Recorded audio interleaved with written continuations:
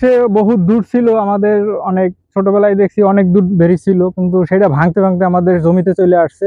এখন আমরা ফসলাদি করতে পারতাছি না। এবং জমিতে ধান হয় না, কলা বাগান হয় না, কোনো ক্ষেত পাতার কম করে খাইতে পারি নাই এই 27 বছর। হ্যাঁ, আমাকে অনুপায় ছাড়া কোনো উপায় নেই। ভেরিবাদ কোনো কিছু নাই, আগামীরা ওই ফেরিঘাট হইতে আর ওধারে উলাট পর্যায়ের মধ্যে ভেরি নাই মোটো। হ্যাঁ, এই ঘর বাড়ি তোলাই যে বাসি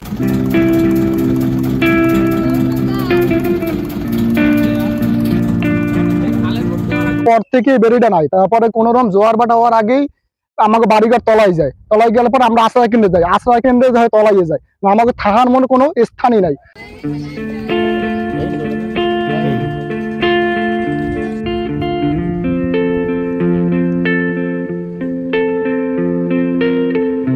ঘর বাড়ি সব পানিতে তলাই যায়, জমা জমি সব নষ্ট হয়ে যায়। আমাদের এখানে চাওয়া দীর্ঘদিন এখানে বেড়িবাঁধ ছিল, এবং তখন এখানে মানুষ কৃষি জমি থেকে শুরু করে সবাই সুস্থ সুন্দরভাবে জীবনযাপন করছে। কিন্তু এখন যাতায়াত অসুবিধা তো আছেই, এবং পানিবন্দী হয়ে পড়ে। যে পানি বৃদ্ধি হলে, নদীর পানি যখন বৃদ্ধি হয় তখন, এবং বিভিন্ন ঘূর্ণিঝড় দুর্যোগের সময় মানুষ পানিবন্দী হয়ে যায়, এবং গৃহপালিত যে পশু, তারপরে কৃষি জমি ক্ষতিগ্রস্ত হয়। এবং এখানে 4টি গ্রাম এবং 2টি স্কুল আছে, 4টি স্কুল আছে, এবং বিভিন্ন শিক্ষা প্রতিষ্ঠান আছে, সবাই জনদুর্ভোগের সম্মুখীন হয়। ব্যবস্থা যাবি না, বেরিটা চাই।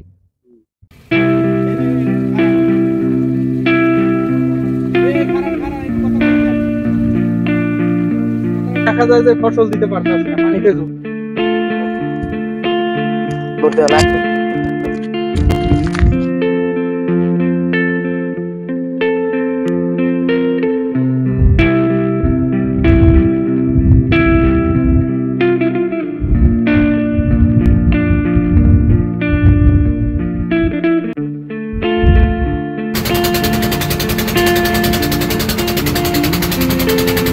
জি, আমাদের হুলারহাট জিয়ানগর বেড়িবাঁধ হচ্ছে পিরোজপুরের আমাদের সদরে আমাদের 56 কিলোমিটার বেড়িবাঁধ আছে। এর মধ্যে হুলারহাট জিয়ানগরের ওখানে আমাদের এফসিডি বেড়িবাঁধ বলে থাকি আমরা। বাঁধটি দীর্ঘদিন যাবৎ রিপেয়ার না করার কারণে আমাদের ড্যামেজড হয়েছে বিভিন্ন ঘূর্ণিঝড় আইলাতে। আর ওইটা আমরা সম্প্রতি একটি 30 কিলোমিটার বাঁধ পুনর্বাসনের জন্য আমরা একটি প্রপোজাল পাঠাইছি। আর সামনের অর্থ বছরে আমরা অগ্রাধিকার ভিত্তিতে, জনগণের চাহিদার ভিত্তিতে আমরা জিয়ানগর হুলারহাট বেড়িবাঁধে যতটুকু করা যায় অতটুকু আমরা অন্যান্য রাজস্ব খাতের আওতায় বাস্তবায়িত করব।